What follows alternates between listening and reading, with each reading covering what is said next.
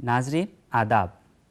मौलाना आज़ाद national Urdu university के तालीमी programme में मैं डॉक्टर मोहम्मद अकबर फ़ैकल्टी निज़ामत फ़ाज़िलात तालीम आप सब का इस्तक़बाल करता हूँ। आज का हमारा मौजू BA साल अव्वल के पेपर नज़्म आमा के बुनियादी तसव्वुरात और उसूल से लिया गया है। इस सबक का उन्वान है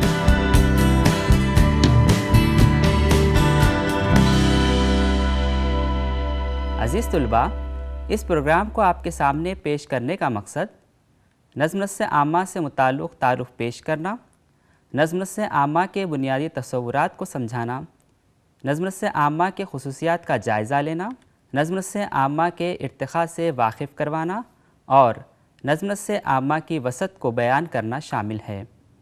इसके अलावा इस प्रोग्राम में हम नज़्म आमा के लफ्ज़ी मायने, नज़्म आमा की तारीफ़, नज़्म आमा की ख़ुसूसियात, नज़्म आमा का इर्तिक़ा, नज़्म आमा की वसत और ख़ानगी व सरकारी नज़्म में फ़र्क़ जैसे अहम उन्वानात का अहाता करेंगे। अज़ीज़ तुलबा, नज़्म आमा का मरकज़ी नुक़्ते नज़र अवामी उमूर के लिए इख्तियार करदा हुकूमती सरगर्मियाँ हैं। नज़्म आमा की सरगर्मियाँ हर दौर में जारी हैं। ज़माने क़दीम दोस्ता में इसकी शक्ल व सूरत नामुकम्मल थी, लेकिन फिर भी इसके ज़रिए चंद महदूद फ़राइज़ अंजाम दिए जाते थे। इसकी मौजूदा दौर में सूरत हाल ऐसी हो चुकी है कि हर फ़र्द की ज़िंदगी की गोनागों ज़रूरियात की तकमील करने की ज़िम्मेदारी नज़्म आमा पर आयद होती है, जिसके नतीजे में हर फ़र्द अपने आप को नज़्म आमा के ताबे महसूस करता है। नज़्म आमा के ज़रिए ही एक महज़्ज़ब और तरक्की याफ्ता समाज की तश्कील मुमकिन होती है।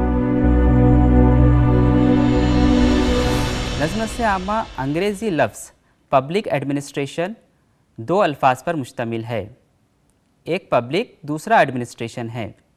एडमिनिस्ट्रेशन लातीनी ज़बान के दो अल्फाज एड और मिनिस्ट्रेट से माख़िज़ है।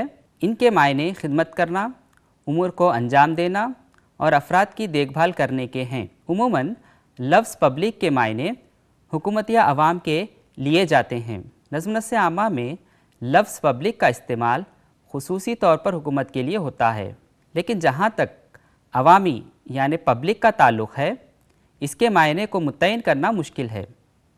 आम तौर पर इससे मुराद सरकार या हुकूमत के लिए जाते हैं, लेकिन आलमियाना और लिबरलाइजेशन के इस दौर में आज सरकारी व गैर सरकारी दोनों नज़्म साथ साथ चलते हैं। इसके बावजूद गैर सरकारी नज़्म पर सरकारी नज़्म को कबूलियत और क़ानूनी जवाज़ हासिल है।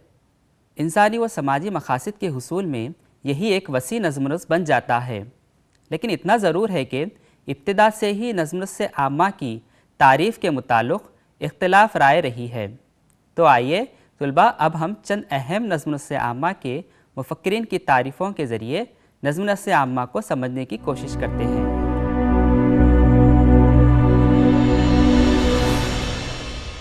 वुड्रो विल्सन, जिनको बाबाए नज़्म आमा भी कहा जाता है, इनके मुताबिक नज़्म आमा क़ानून का तफसीली और बाज़ाब्ता इत्तलाक़ है। हर क़ानून का नफाज नज़्म आमा का अमल है। हर्बर्ट ए साइमन ने नज़्म आमा की तारीफ़ कुछ इस तरह की है।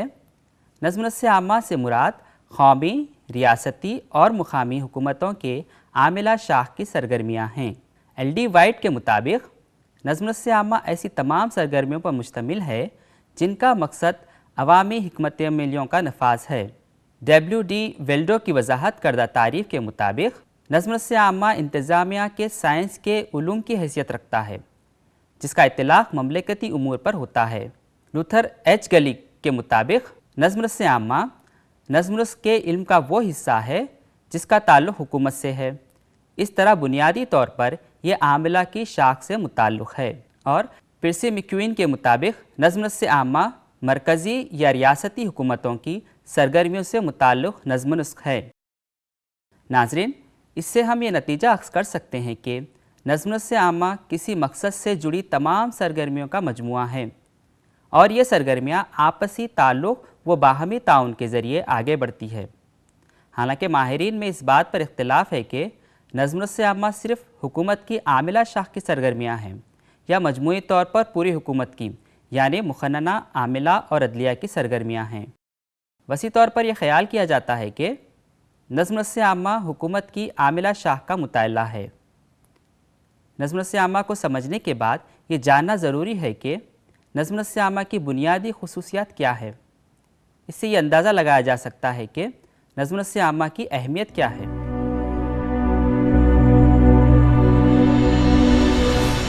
نکولس ہنری کے الفاظ میں بڑھتی ہوئی دفتر شاہی دراصل نظم نسق عامہ کی اہمیت کو ظاہر کرتی ہے۔ نظم نسق عامہ اپنی نوعیت میں اجرا دارانہ کیفیت کا حامل ہے۔ دوسرے معنوں میں اس کی کارکردگی کے اعتبار سے اس سے کوئی بھی اور ادارہ مسابقت نہیں کر سکتا۔ مزید یہ کہ نظریاتی طور پر نظم نسق عامہ کی کارکردگی نہایت ضروری ہے، جس کی تکمیل میں تاخیر ناقابل برداشت ہے۔ تمام شہریوں کے ساتھ برتاؤ میں یکسانیت لازمی ہے۔ کسی کے ساتھ خصوصی سلوک روا رکھنا نظم نسق عامہ کے بنیادی اصولوں کے خلاف سمجھا جاتا ہے۔ نظم نسق عامہ میں کارکردگی سے متعلق جواب دہی کا عنصر شامل ہے، جو کہ اس کی نمایاں خصوصیات ہے۔ نظم نسق عامہ میں جواب دہی کا عنصر پالیسی سازی اور پالیسیوں کی عمل آوری میں شامل رہتا ہے۔ نظم نسق عامہ کی سرگرمیاں باقاعدہ طور پر اصول و ضوابط کے تابع رہتی ہے اور ان کی کارکردگیوں کا باقاعدہ اور تفصیلی ریکارڈ محفوظ رکھا جاتا ہے، جس کی بدولت افسران شاہی کو غلطیوں اور اس کی خرابیوں سے باخبر رکھنے کی کوشش کی جاتی ہے۔ نظم نسق عامہ کا اہم مقصد عوامی خدمات کو انجام دینا ہے۔ اس قسم کی سماجی خدمات کا بشعور تصور نظم نسق عامہ کو عوامی مفاد کی طرف مائل کرتا ہے۔ عوامی مفاد اور عوامی فلاح دراصل نظم نسق عامہ کے اہم مقاصد ہیں۔ بہرحال یہ بات کہی جا سکتی ہے کہ نظم نسق عامہ عالمگیر حیثیت کا حامل ہے، جس میں اجتماعی جدوجہد کا عنصر شامل ہے۔ ترقی یافتہ ہو یا ترقی پذیر ملک نظم نسق عامہ کے بغیر منظم طریقے سے حکومتی سرگرمیاں انجام نہیں دے سکتا۔ عزیز طلباء، آئیے اب ہم نظم نسق عامہ کے تاریخی ارتقاء پر روشنی ڈالتے ہیں۔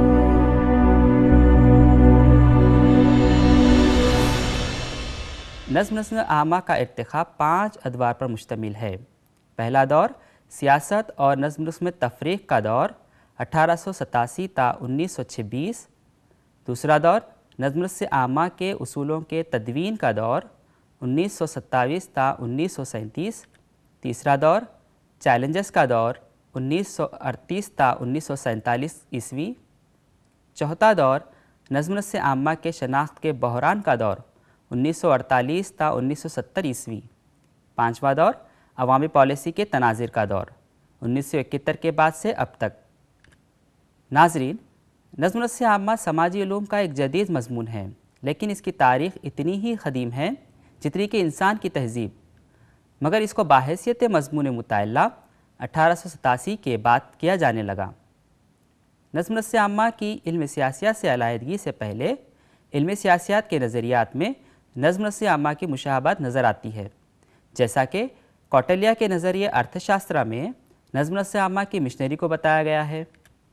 ارسطو کے نظریے قانون اور افلاطون کے نظریے سیاست میں بھی نظم نسق سے متعلق سرگرمیوں کی نشاندہی کی جا سکتی ہے۔ اس کے علاوہ 16ویں صدی میں میکیاویلی کے نظریے پرنس میں نظم نسق عامہ کے تصور کو دیکھا جا سکتا ہے، لیکن 19ویں صدی میں نظم نسق عامہ کو ایک الگ مضمون کی اہمیت سے فروغ حاصل ہوا۔ اس طرح عزیز طلباء، آئیے اب ہم نظم نسق عامہ کے ارتقاء کے مختلف ادوار کا تفصیلی جائزہ لیتے ہیں۔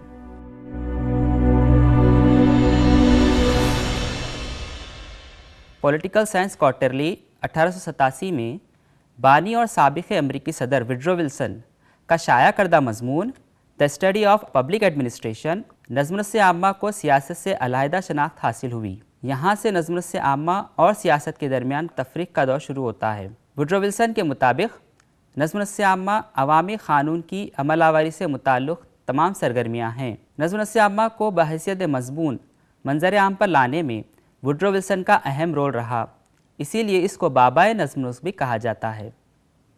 مگر فرینک جے گڈنو نے اس پر مزید وضاحت کرتے ہوئے سیاست اور نظم نسق عامہ کو فرائض کی بنیاد پر علیحدہ کیا۔ گڈنو کے مطابق سیاست کا تعلق پالیسی بنانا ہے، جبکہ نظم نسق عامہ کا کام اس پالیسی کو عملی جامہ پہنانا ہے۔ اس طرح گڈنو نے نظم نسق عامہ کو فرائض کی بنیاد پر سیاست سے علیحدہ مضمون قرار دیا۔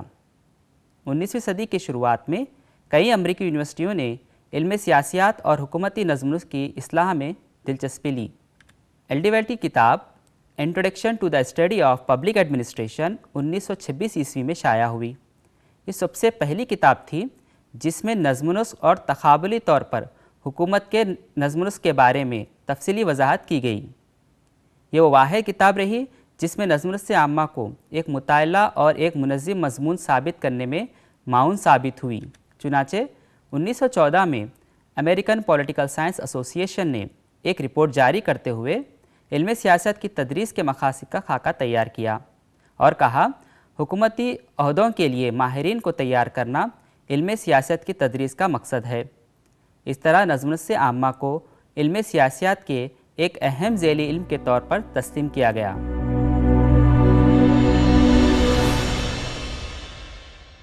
عزیز طلباء، نظم و نسق عامہ کا دوسرا دور نظم و نسق عامہ کے اصولوں کی تدوین کا دور ہے، یعنی کہ یہ دور نظم و نسق عامہ کے مبادیات کے تدوین کا دور رہا ہے۔ نظم و نسق عامہ کے اصولوں سے متعلق پہلی کتاب پرنسپلز آف پبلک ایڈمنسٹریشن ولبی نے 1927 میں شائع کی۔ ولبی نے نظم و نسق عامہ کے اصولوں کی جو وضاحت کی ہے وہ منظم اور سائنٹیفک تحقیق پر مشتمل ہے۔ نظم و نسق عامہ کے اصولوں کی تدوین میں کئی مفکرین نے کئی کتابیں شائع کی، جس میں میری پارکر فلاٹ کی کتاب کریٹیو ایکسپیرینس، ہنری فیول کی کتاب industrial and general administration, Muni اور ریلے کی تحریر کردہ کتاب پرنسپلز آف آرگنائزیشن اور لوتھر ایچ گلک اور اروک کے مقالے سائنس آف ایڈمنسٹریشن اہم قابل ذکر ہیں۔ ان مفکرین کی کتابوں اور مقالوں میں نظم و نسق عامہ کو ایک سائنسی مطالعے سے جوڑنے کی کوشش کی گئی۔ اس کے علاوہ ان مفکرین کا خیال ہے کہ نظم و نسق عامہ میں اصولوں کا عام اطلاق ممکن ہے اور عالمی سطح پر نظم و نسق عامہ میں اصولوں کے اطلاق کے ذریعے یکساں معیار اور ترقی کو حاصل کیا جا سکتا ہے۔ بالخصوص لوتھر گلک اور اروک کا پیش کردہ پوسٹ کاپ کے اصول بہت اہمیت کے حامل ہیں۔ اس کے علاوہ نظم و نسق عامہ کے مزید کئی اصولوں کی نشاندہی کرتے ہوئے ان کی اہمیت کو واضح کیا جانے لگا۔ نظم و نسق عامہ کے اصولوں پر کئی قلم اٹھائے گئے، لیکن وہیں دوسری طرف ان اصولوں میں پائے جانے والے خامیوں کی بدولت مزید نظریات نے جنم لیا۔ ناظرین، اب میں آپ کو نظم و نسق عامہ کے تیسرے دور کی طرف لیے چلتا ہوں۔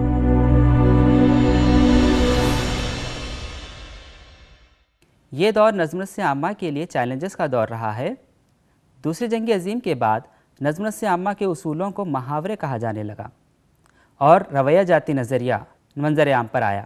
ہربرٹ سائمن اور رابرٹ ڈل یہ ایسے دو مفکرین ہیں جنہوں نے دوسرے جنگ عظیم سے پہلے نظم و نسق عامہ کے نظریات پر تنقید کی۔ نظم و نسق عامہ کے رویہ جاتی نظریات میں Chester Barnard, Herbert Simon, Robert Dahl, Chris Argyris, Douglas McGregor اور رنسنس لنکٹ کے نظریات نے اہم رول ادا کیا۔ چیسٹر برنارڈ نے اپنی کتاب فنکشن آف ایگزیکیوٹیو میں تنظیم پر رویے کے اثرات کو بتایا ہے۔ ہربرٹ سائمن کی تحریر کردہ کتاب ایڈمنسٹریٹو بیہیویئر میں سائمن نے یہ دلیل دی کہ نظم و نسق عامہ کے اصول نام کی کوئی چیز نہیں ہے، بلکہ جنہیں اصول کہا جاتا ہے وہ دراصل نظم و نسق عامہ کے محاورے ہیں۔ البتہ سائمن کے مطابق نظم و نسق عامہ میں فیصلہ سازی بہت ہی اہم رول ادا کرتی ہے اور یہ نظم و نسق عامہ کا دل ہے۔ اس کے علاوہ رابرٹ ڈل نظم و نسق عامہ کو بحیثیت سائنس قبول کرنے سے انکار کرتا ہے، چونکہ نظم و نسق میں سماجی ساخت، شخصیت اور رویہ جاتی اقدار پائے جاتے ہیں۔ عزیز طلباء، آئیے اب چلتے ہیں چوتھے دور کی جانب، جس کو نظم و نسق عامہ کے شناخت کے بحران کا دور کہا جاتا ہے۔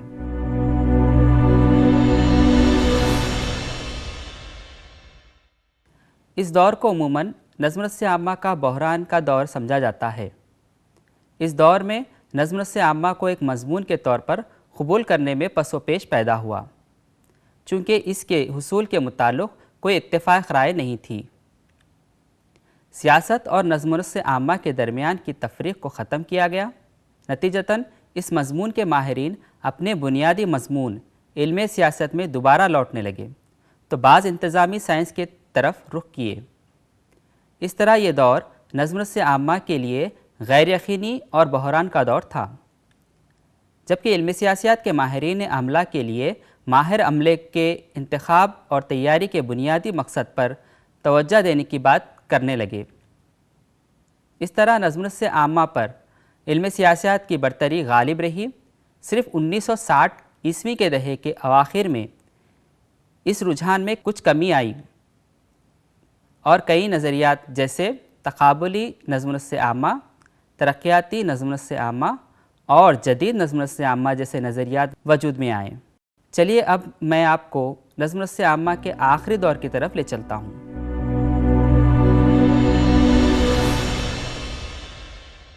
1970 کے بعد نظم نسق عامہ کے مطالعے میں پالیسی تجزیے کو اہمیت دی جانے لگی۔ اس دور میں نظم نسق عامہ کو ایک مربوط علم کے طور پر دیکھا جانے لگا۔ مختلف جامعات میں نظم نسق عامہ کو ایک علم کے طور پر تسلیم کیا جانے لگا۔ اوسطی و مہیشوری نظم نسق عامہ کے مطالعے کو تمام سماجی علوم میں سب سے ترقی یافتہ اور معتبر علم سمجھتے ہیں، چونکہ اب یہ علم پالیسی سائنس کے قریب ہوا ہے۔ حکومت کی زیادہ تر سرگرمیاں عوامی مسائل کے بڑھتے رجحان کی بدولت فلاحی اقدامات کی طرف ہے، جس کی اصلاح، فروغ اور ترقی میں فیصلہ سازی اور پالیسی سازی نظم نسق عامہ کی بنیادیں مانے جا رہی ہیں۔ اسی لیے نظم نسق عامہ کے مفکرین کی زیادہ تر توجہ پالیسی سائنس، عوامی پالیسی، پالیسی تجزیہ، پالیسی انتظامیہ اور پالیسی سے حاصل شدہ نتائج پر مبنی ہے۔ اس لیے نظم نسق عامہ کے متعدد اصطلاحیں جیسے عوامی انتظامیہ، عوامی امور، عوامی خدمات اور عوامی پالیسی بھی استعمال کی جا رہی ہیں۔ عزیز طلباء، اب ہم نظم نسق عامہ کے اہم حصے پر روشنی ڈالتے ہیں۔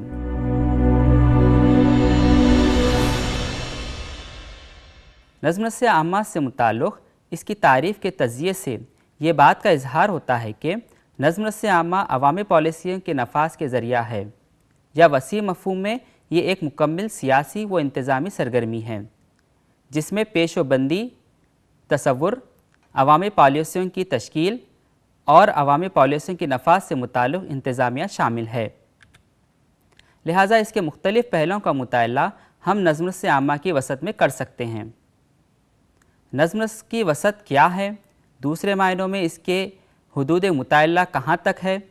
ہم کو یہ جاننے کی ضرورت ہے۔ نظم نسق عامہ کی وسعت کو ہم سہولت کی خاطر دو حصوں میں تقسیم کر سکتے ہیں: بحیثیت ایک سرگرمی ایز این ایکٹیویٹی، بحیثیت مضمون مطالعہ as a subject of study. لیکن نظم نسق عامہ کی وسعت کا اندازہ لگانے کے لیے مزید کئی نکات بھی ضروری ہے۔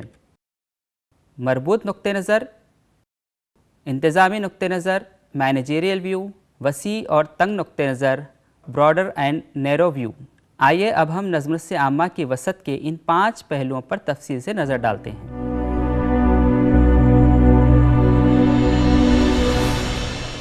بحیثیت سرگرمی نظم نسق عامہ میں 2 طرح کے نظریات کو پیش کیا گیا ہے، ایک وسیع یا کامل اور دوسرا محدود یا انتظامی۔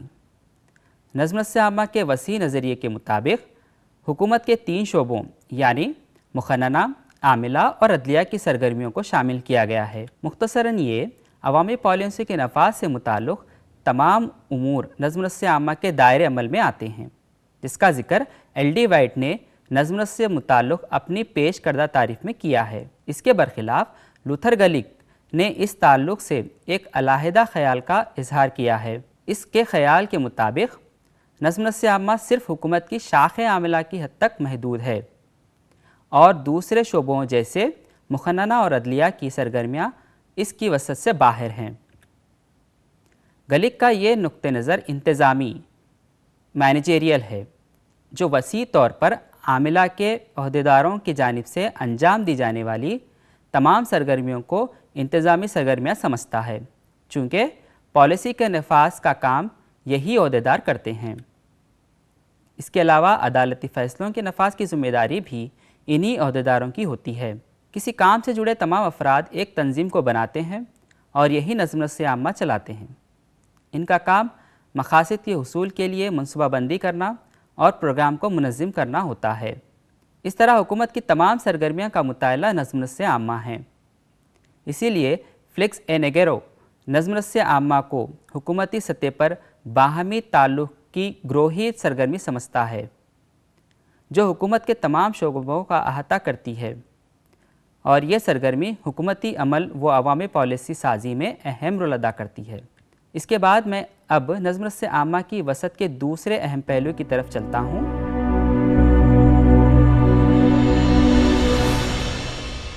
نظم نسق عامہ بحیثیت مضمون مطالعے کو پوسٹ کاپ کا مطالعہ بھی کہا جاتا ہے۔ پی یعنی پلاننگ، منصوبہ بندی، او یعنی آرگنائزیشن، تنظیم، ایس یعنی اسٹافنگ یعنی عملہ، ڈی یعنی ڈائریکٹنگ رہنمائی، کوآرڈینیشن ہم آہنگی، آر یعنی رپورٹنگ، بی یعنی بجٹنگ بجٹ سازی۔ دراصل یہ انگریزی الفاظ کا مجموعہ ہے جو نظم نسق عامہ کی انتظامی سرگرمیوں کو پیش کرتا ہے۔ لوتھر گلک نے ان سرگرمیوں کی نشاندہی کرتے ہوئے اس کو اپنایا تھا۔ اس خیال سے متفق مفکرین زیادہ تر تجارتی و صنعتی نظم نسق سے تعلق رکھتے ہیں۔ ان میں ہنری فیول اور اروک شامل ہیں۔ لوتھر گلک نے نظم نسق عامہ سے متعلق انتظامی فرائض کی وضاحت کے لیے پوسٹ کاپ کے مخصوص اصطلاح اختراع کی ہے۔ پوسٹ کاپ کا ہر حرف ایک مخصوص کار انتظامی کے ابتدائی لفظ کی نشاندہی کرتا ہے۔ پلاننگ منصوبہ بندی۔ منصوبہ بندی سے مراد کیے جانے والے کام کی نشاندہی کرنا، کام کی انجام دہی کے لیے طریقہ کار کو متعین کرنا اور حاصل ہونے والے مقاصد کو بتانا ہے۔ آرگنائزیشن تنظیم۔ تنظیم دراصل کام کی انجام دہی کے لیے انتظامی ساخت کو کہا جاتا ہے۔ انتظامی شعبوں کے درمیان ہم آہنگی پیدا کرنا اور انتظامی ذمہ داریوں کا تعین کرنا ہے۔ اسٹافنگ، اس سے مراد عملہ ہے جس میں ملازمین کے تقرر، خدمات، تبادلہ اور سبکدوشی جیسے انتظامی فرائض شامل ہیں۔ ڈائریکٹنگ رہنمائی۔ رہنمائی میں احکامات و ہدایت کی اجرائی اور عملے کی رہنمائی وغیرہ شامل ہے۔ کوآرڈینیشن ہم آہنگی، نظم نسق عامہ کے مختلف شعبوں کے درمیان ربط، تعلق و ہم آہنگی پیدا کرتے ہوئے شعبوں کو ایک دوسرے سے مربوط کرنا ہے۔ رپورٹنگ، جس کا مقصد نظم نسق عامہ اور تنظیم کے مختلف شعبوں میں انجام دی جانے والی سرگرمیوں سے اعلیٰ ترین افسران اور ماتحتین کو واقف کروانا ہے۔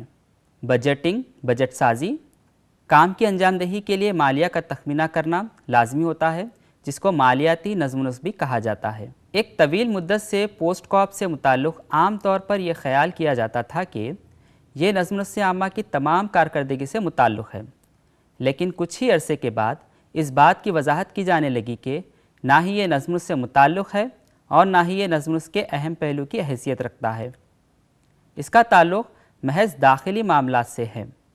اسی لیے دوسرے ماہرین نظم نسق عامہ پوسٹ کاپ سرگرمی کو صرف نظم نسق کے ریکھ رکھاؤ کی سرگرمیاں یا انہیں چالو سرگرمیاں سمجھتے ہیں۔ پوسٹ کاپ سرگرمیاں محض حکومت کے عاملانہ شعبے کی انتظامی سرگرمیوں کو پیش کرتی ہے، خدمات کے مطالعے کو پیش نہیں کرتی۔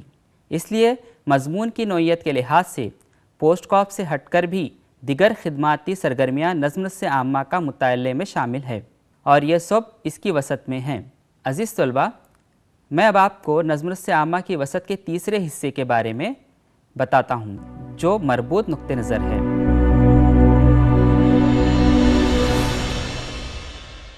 اس نقطہ نظر کے مطابق نظم نسق عامہ کوئی ایسا عمل نہیں ہے جو دوسروں سے لا تعلق کے ذریعے عمل پذیر ہوتا ہے، بلکہ یہ جملہ سرگرمیوں کا نام ہے جو عوامی پالیسی کے مقاصد کے حصول کے لیے انجام دی جاتی ہے۔ ان سرگرمیوں میں انسانی، تکنیکی اور دفتری سرگرمیاں بھی شامل ہیں۔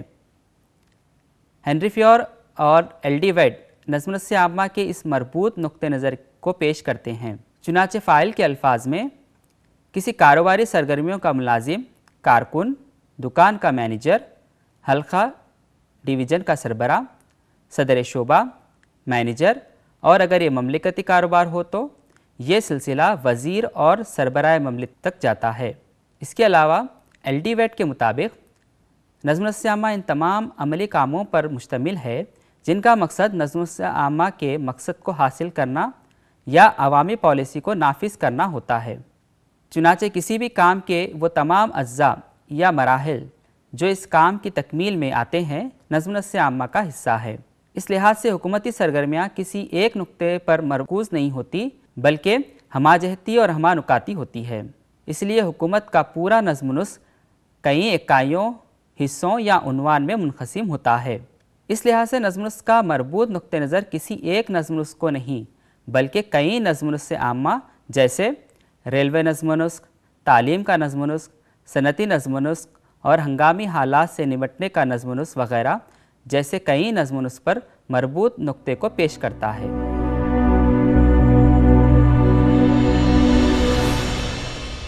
انتظامی نقطہ نظر اس بات کو بتاتا ہے کہ نظم و نسق تنظیم، افراد اور وسائل یا ساز و سامان کو مشترکہ مقاصد کے لیے استعمال کا نام ہے۔ لوتھر گلک، ہربرٹ سائمن اور عصمت برگ جیسے اہم نظم و نسق عامہ کے مفکرین انتظامی نقطہ نظر کے حامی رہے ہیں۔ ان کے مطابق خصوصی مہارت، صلاحیت اور اہلیت رکھنے والے منتظمین ہی نظم و نسق عامہ کے لیے ذمہ دار ہوتے ہیں۔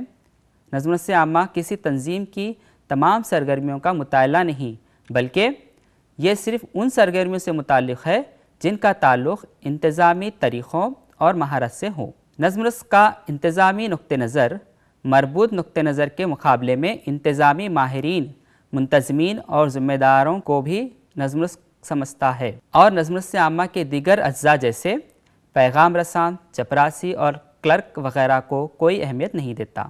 اسی لیے MP شرما کہتے ہیں کہ اگر ہم مربوط نقطہ نظر کو اپناتے ہیں تو ہم نظم و نسق میں حصہ لینے والے ہر ایک کو ایڈمنسٹریٹر، منتظمین قرار دیں گے۔ دوسری طرف اگر ہم نظم و نسق کے انتظامی نقطہ نظر کو دیکھیں تو صرف مینیجرز، صدر شعبہ، فورمین اور سپروائزرز کو ہی ایڈمنسٹریٹر سمجھتے ہیں۔ اس کے بعد ہم نظم و نسق عامہ کی وسعت کے آخری پہلو کی طرف چلتے ہیں جس کو وسیع اور تنگ نقطہ نظر کہا جاتا ہے۔ وسیع نقطہ نظر سے اگر ہم نظم و نسق عامہ کو سمجھتے ہیں تو نظم و نسق عامہ حکومت کی مجموعی عملی سرگرمیوں کا دوسرا نام ہے۔ اگر ہم نظم و نسق عامہ کو حکومت سے علیحدہ کرتے ہوئے صرف انتظامی خصوصیت کے اعتبار سے دیکھتے ہیں تو یہ تنگ نقطہ نظر کی عکاسی کرتا ہے۔ اسی لیے ویلبے کے مطابق اصطلاح نظم و نسق کا استعمال علم سیاسیات میں دو معنوں میں کیا جاتا ہے۔ وسیع معنوں میں اس سے مراد حکومتی امور کی حقیقی انجام دہی ہے جبکہ تنگ معنوں میں اس سے مراد صرف انتظامی شاخ کی سرگرمیاں و عمل آوری ہے۔ لیکن آج کے اس پیچیدہ و انتظامی دور میں ہم حکومت کی کسی بھی سرگرمیوں کو ایک دوسرے سے الگ کرتے ہوئے نہیں دیکھ سکتے۔ پرسی میکوین کہتا ہے کہ نظم و نسق عامہ کا تعلق حکومت کی عملی سرگرمیوں سے ہے، چاہے وہ مرکزی ہو یا مقامی۔ تنگ نقطہ نظر میں صرف حکومت کی عاملانہ، ایگزیکیوٹیو اور انتظامی دفتر کے طریقہ کار کا مطالعہ کیا جاتا ہے۔ ناظرین، اب میں آپ کو نظم و نسق عامہ کے بہت ہی اہم پہلو کی طرف لے چلتا ہوں، وہ ہے عوامی اور خانگی نظم و نسق۔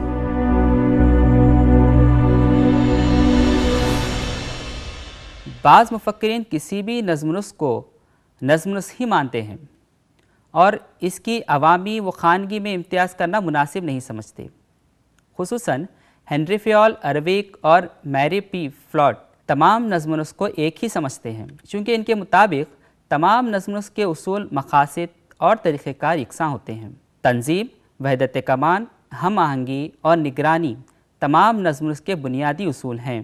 چنانچہ خانگی اور عوامی نظم و نسق کے درمیان محض سطح کا فرق ہوتا ہے اور نوعیت کے اعتبار سے دونوں یکساں ہوتے ہیں۔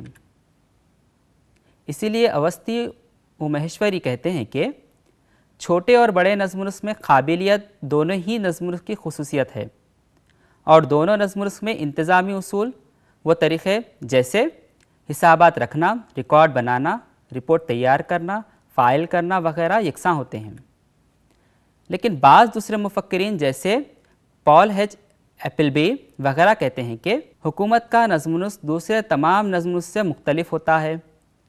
حکومتی نظم و نسق کا منتظمین 24 گھنٹے اپنے آپ کو اپنے کام کے لیے وقف کر دیتا ہے، جبکہ خانگی نظم و نسق کا ذمہ دار کام کے اوقات کے بعد اپنے آپ کو ذمہ داریوں سے سبکدوش سمجھتا ہے۔ چنانچہ ایپلبی کے مطابق حکومتی نظم و نسق 3 باتوں میں خانگی نظم و نسق سے ممتاز ہے۔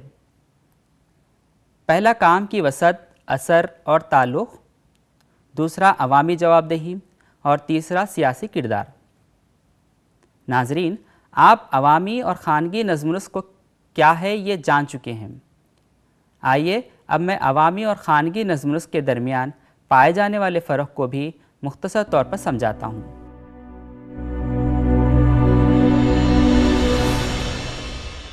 عوامی نظم و نسق طے شدہ قانون و دستوری فرائض کے تحت سرگرمیاں انجام دیتا ہے، یعنی یہ دستوری و قانونی حدود سے متجاوز نہیں ہوتا، جبکہ خانگی نظم و نسق انفرادی مقصد اور خدمات کے تحت ہی کام کرتا ہے، جو وقت اور حالات کے حساب سے تبدیل شدہ ہوتا ہے۔ عوامی نظم و نسق کا دائرہ کار نہایت وسیع ہوتا ہے اور یہ زندگی کے ہر شعبوں کا وسیع طور پر احاطہ کرتا ہے، جبکہ خانگی نظم و نسق کی خدمات مخصوص افراد یا طبقے تک محدود ہوتی ہے اور ان کے تحت ہی اپنی سرگرمیاں انجام دیتا ہے۔ نظم و نسق عامہ کا اہم مقصد عوامی فلاحی خدمات کو انجام دینا ہوتا ہے اور یہاں عوامی فلاح و بہبود کا تصور اہم ہوتا ہے، جبکہ خانگی نظم و نسق کا اہم مقصد مسابقتی طریقوں سے نفع خوری میں اضافہ کرنا ہوتا ہے اور ایسے نظم و نسق میں بہت کم حد تک اپنے فیصلوں اور طرز عمل میں عوامی مفاد کا لحاظ رکھا جاتا ہے۔ عوامی نظم و نسق میں جواب دہی کا عنصر ہوتا ہے، جبکہ خانگی نظم و نسق اپنی کارکردگی کے سلسلے میں عوام کے روبرو جوابدہ نہیں ہوتا۔ عوامی نظم و نسق میں اجرا دارانہ کیفیت ہوتی ہے، جبکہ خانگی نظم و نسق میں مسابقتی طرز عمل کی کیفیت ہوتی ہے۔ عزیز طلباء، آج کے اس سبق کے ذریعے میں نے آپ کے سامنے نظم و نسق عامہ کو تفصیلی طور پر بتایا ہے، جس میں بالخصوص نظم و نسق عامہ کے ارتقاء میں نظم و نسق عامہ کا تاریخی جائزہ لیتے ہوئے اب تک کی بدلتی صورتحال کو بتایا ہے۔ 1970 کے بعد سے نظم و نسق عامہ میں بڑے پیمانے پر تبدیلیاں رونما ہوئیں، جس کی بدولت عوامی پسند کا نظریہ اور جدید عوامی انتظامیہ جیسے تصورات نے حکومتی سرگرمیوں میں اپنی جگہ بنا لی ہے۔ اس کے علاوہ عالمیانہ، آزادیانہ اور خانگیانہ کی بدولت بھی نظم و نسق عامہ کی اہمیت کے ساتھ ساتھ نظم و نسق عامہ کی سرگرمیوں میں بھی اضافہ ہوا ہے۔ اس موضوع سے متعلق مزید معلومات کے لیے ان کتابوں کا مطالعہ کر سکتے ہیں۔ نظم و نسق عامہ، Abdul Qayyum, public administration, Awasthi and Maheshwari, public administration concept and theories, Rumki Basu. مزید تفصیلات کے لیے memohdaker@gmail.com پر رابطہ کر سکتے ہیں۔ تو ناظرین، آئندہ کسی اور اہم و دلچسپ موضوع کے ساتھ میں آپ کے سامنے پھر سے حاضر رہوں گا۔ جب تک کے لیے اجازت دیجیے۔ آداب۔